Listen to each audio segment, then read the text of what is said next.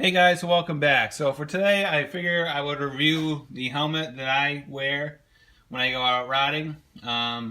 This is a Gmax 54S, and one of the reasons why I went with this particular helmet, prior to owning this helmet, I had an HJC. I can't remember the model name, but it never fit me quite right. I do have a large head.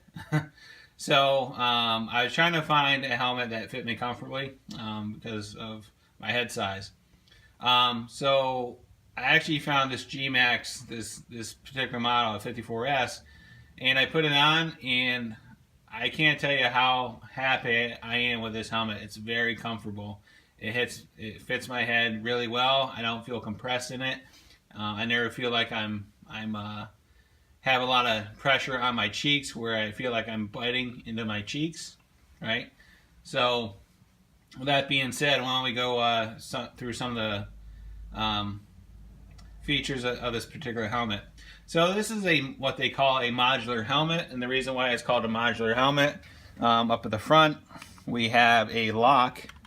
So if you press your finger on the lock, the helmet flips up.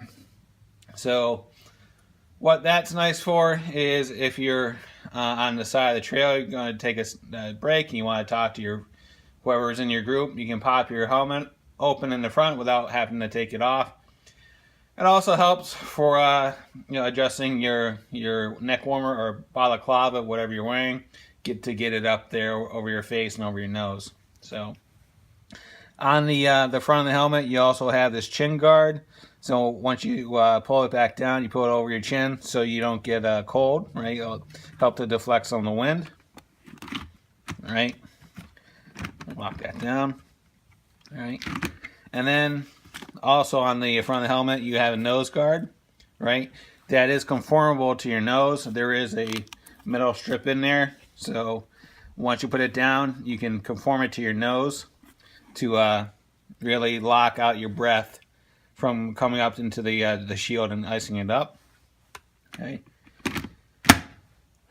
What else? You have adjustable vents on the front. This one is a 2-position, even though it's a 3-position switch. There's only it's an open and closed. There are some cheek vents that you can open and close on both sides. There you go. I typically leave them open because I like to get some air in the helmet while I'm riding. There are some vents up here, which on this particular one, they're not utilized, they're just block offs. On the back of the helmet, you have exhaust vents, which are right here and here. So it aids to getting heat out of the helmet in case you're one of those people that tend to sweat a lot while you're riding, all right? There's also additional exhaust vents in the back to really take more of the hot air out. Then there's also this feature on the back of it. It's a 3-position light, steady, off. It's supposed to blink. All right, so this goes to show you how often I use this thing. I never use it. But essentially, it's a 3-position light. It's off, it blinks, and then it does something else. I can't remember what the other feature is. But, it's a nice feature. I never use it, but it is there if you want to use it. This helmet also has an electric shield on it. I didn't buy it that way. I bought it as an option. What's great about this helmet, even though it has an electric shield on it, I think I've used it twice. I've never had any type of issues where the helmet would be constantly fogging or icing up, just because the way the nose guard seals around your nose and the chin guard and the way the air exhausts out of the helmet.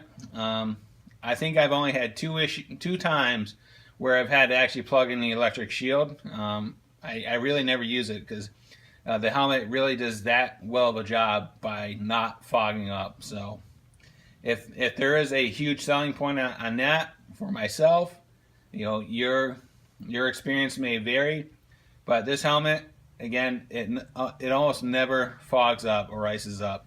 So very happy with that. So I've had this helmet for about, I'm gonna say this is my 3rd year with it.